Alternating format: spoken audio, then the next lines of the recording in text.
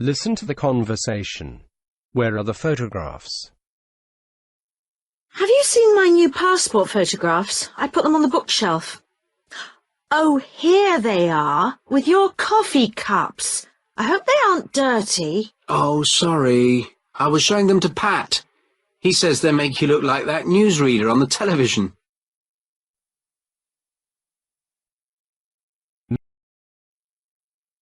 Listen to the conversation. Which musical instrument is the girl learning to play? Hi, Jodie. I'm looking for people to play in my new band. Do you still play the guitar? Oh, I gave up a long time ago. I'm having lessons on the drums. I practice every day, so I'm getting quite good. That sounds great, but I play the drums myself. But if you know a keyboard player or a guitarist, tell them to come to a practice. We'll meet on Tuesdays at 7 in the garage behind my house. OK. Good luck with it anyway. Listen to the airport announcement. What time will the next flight to Madrid leave? Flight RT140 to Pisa, which was due to leave at 2:25, is delayed. It will now depart at 2:55 from gate 30. We would like to apologise to all passengers for this delay. Will passengers for flight TM120 to Madrid please go immediately to gate 15. The flight will depart at 2:45 and is now ready for boarding. Listen to a boy and a girl. What can Maria see from her window? Maria has just moved to a new flat. It's by the railway station, isn't it? Yes, but she's at the back of the block of flats. So instead of looking out over the railway line, she's got a lovely view of the fields. Better than her old flat, then. All she could see was a brick wall there. Listen to the conversation. What will the boy do first? Can you help me get dinner ready, Michael? I know you've got some homework to do, but you'll have time to do that after we've eaten. But there's a programme on TV later that I want to watch. Well, I need you to help me. You'll still have time to do your homework afterwards, and you can always record the programme. All right, then. I suppose I can watch it tomorrow. Listen to the conversation. On which day will the boy have his next guitar lesson? Your guitar teacher rang while you were out, and he can't do your lesson next Tuesday, the one on the 3rd. Does that mean I miss a week? Will the next one be on the 10th?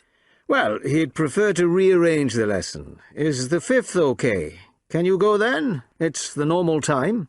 Oh, all right. That should be fine. Listen to the conversation between a girl and a boy.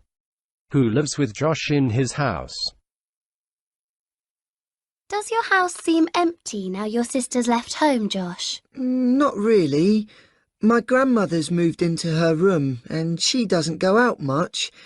It's really nice having her there because my dad never comes home until later, and if my mum's out for the evening, Grandma cooks supper for me.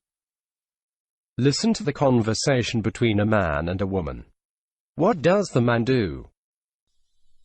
Hello, Mark. How's the new job? Are you still enjoying office life? Well, actually, I left about a month ago. I decided I wasn't really interested in computers and that I wanted to teach English. So I've got a job in a shop for the moment, and I'm going to start a course next September. Listen to the weather forecast. What is the weather like today? And if anyone is driving in the area tonight, please take extra care, especially if you're driving on country roads. There have been several reports of trees blown down, and there may be heavy rain tomorrow morning. Stay at home in the warm is my advice. A man and a woman are talking about dinner. What are they going to eat tonight? I'm really hungry. Shall we go out tonight? I've already cooked the chicken. But there's a new Italian restaurant just opened on the high street. I've heard they do great pizza. We could have chicken salad tomorrow. All right. I'll put it in the fridge. Listen to the conversation. Which TV program will they watch together? Hasn't that basketball match finished yet? You know I want to watch the wildlife programme at 9 o'clock. It's cancelled, and everything's running late because the rock concert finished later than expected. Sit down and watch this match with me. It's really exciting and more interesting than looking at animals. Oh, OK then. A man and a woman are talking about shopping. What did Helen buy? Look, Roger, I've been shopping. They've got some great things in Style Right. Hey, that's brilliant. Lovely colours, and it'll keep you warm in the winter. Yes, but are the sleeves too short for me? No, they look fine. Listen to the conversation. Where is the girl's book now? Excuse me, I think I left my book on this table. Have you seen it? Oh, yes. I took it inside with the empty glass when I cleared the table. I gave it to the manager, who put it with the other lost property. He keeps it all in the drawer of his desk. I see. Where is he now? He's on the phone inside the cafe. Why don't you go inside? He'll be finished in a minute. 4 people are talking about diets and health. Complete the sentences below. Speaker A. I tried crash diets, such as one where you just eat cabbage soup, and another where you drink nothing but lemonade with some salt and pepper for about 7 days without any food. They worked temporarily, but after a while I put the weight back on.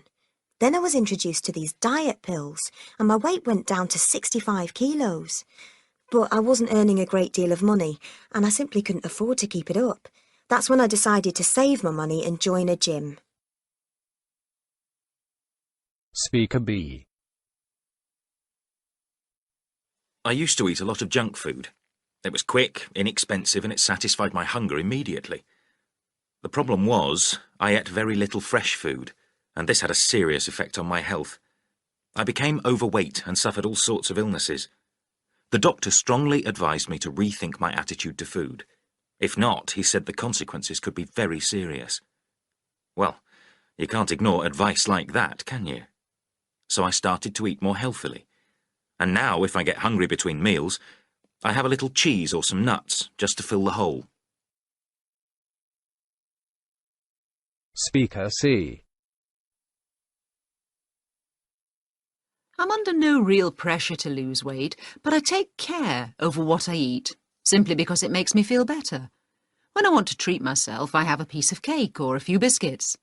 I read a lot about dieting, and most nutritionists seem to agree that as long as you eat sweet things after a meal, then there's no problem.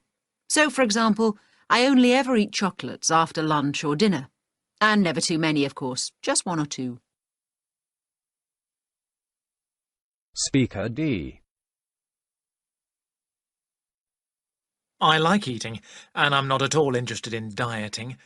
But I do go to see a nutritionist who helps me maintain a sensible, balanced diet. Plenty of fresh fruit and vegetables, meat and fish, carbohydrates such as rice and pasta, several glasses of water a day, and no snacks between meals. She told me to give up cheese, but I ignored her. I enjoy good food, and I don't want to deprive myself of the things I love.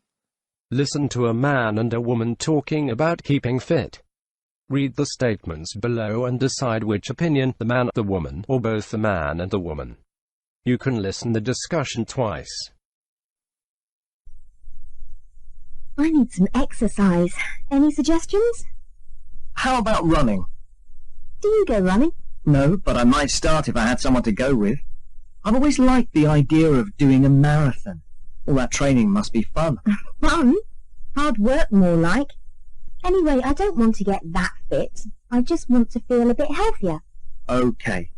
We'll forget the marathon training then. Yeah, but running's a good idea, actually. I've had enough of boring exercise classes. I didn't know you did classes. I only went once or twice. I found it really embarrassing exercising in front of other people. That's a shame. It takes a while before you get used to doing something like that. And classes are a good place to meet people. It just wasn't me. You won't like running in the street if you don't like people watching you. Well, if we went together, I think I'd feel okay. Yeah. And if we make an arrangement, I'll have to turn up. I can imagine myself turning off the alarm clock and going back to sleep if I'm not meeting anybody. So, we're going in the morning then? Oh, yeah. We won't want to go running after a hard day at college. I suppose so. I'm not very good at getting up in the mornings, though. Well, if you want to get healthy, you've got to work at it. You won't get anywhere if you stay in bed all day. Okay. Right. Let's start tomorrow. I'll see you at 6 o'clock at the park. 6 o'clock in the morning? Yes, in the morning. Listen to a woman talk about her work as a nutritionist for horses and answer the questions below. Hi everyone, I'm Terry and I'm here to talk about my job, which is one that many of you may never have heard of. I'm sure you've had experiences of diets of different kinds. Well, I'm a nutritionist, but not for people, for horses. How did that come about? My childhood loves were animals and science, and my parents always imagined I'd be a vet. I did think about it, and also about studying medicine, but in the end, I did a biology degree at university, which was when I got interested in food and health in general. I then discovered that there was a module in animal nutrition, and everything took off from there. I now work in a department involved in research into the physical state of horses and what makes them fat, so I can advise horse breeders and owners on the best diet for the animals to follow. I've recently been involved in a study on how much grass horses eat compared with other food. During this trial, it was found that some horses ate up to 5 to 7% of their own body weight in grass daily, which amounts to an extra weight gain of approximately 3 kilograms a day on average. I'm not always out with the animals. I also spend a lot of time in the office having meetings and also doing paperwork. Not my favourite occupation. We have a telephone helpline where people can call with questions or problems, and although some might find it challenging as you get put on the spot by callers, for me it's very rewarding. Listen to a man talking about a cycling expedition across Europe and answer the questions below. Hi everyone, I'm Pete, and I'm here because you're all planning to go on your very first cycling expedition across Europe. I've been there, and I'd like to share some of my experiences with you and give you some tips for making the most of such a trip. It's incredibly exciting, but it can all go horribly wrong if you don't follow some simple guidelines. I'll answer any questions at the end, so don't worry if anything occurs to you while I'm speaking. So, what will guarantee you a successful expedition?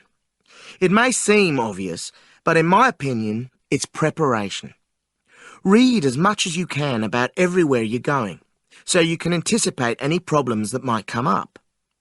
On a practical level, the first thing you need to do is arrange all the finance for the trip, which may mean looking for people to back you. I hope you've already got some sponsors in place, but you can never have too many. I emailed potential sponsors, then called, then sent letters. You'll need a great deal of patience, but finding the right person to talk to is crucial. And don't get downhearted if it takes time. One thing I was told that really helped me was not to get bogged down in detail, to set the leaving date and stick to it. And that moment of departure is a great feeling. Once you're out there on the road, there are loads of things to think about. I had this big idea of covering a predetermined distance every day, but people kept stopping me to talk about interesting things and opening up to me about their own dreams and ambitions. I got a glimpse into the day-to-day lives of people living in the different countries and cultures on the way. I felt it was important not to let the concept of cycling round Europe get in the way of the experience, which I describe as special and not something that many people get the chance to have.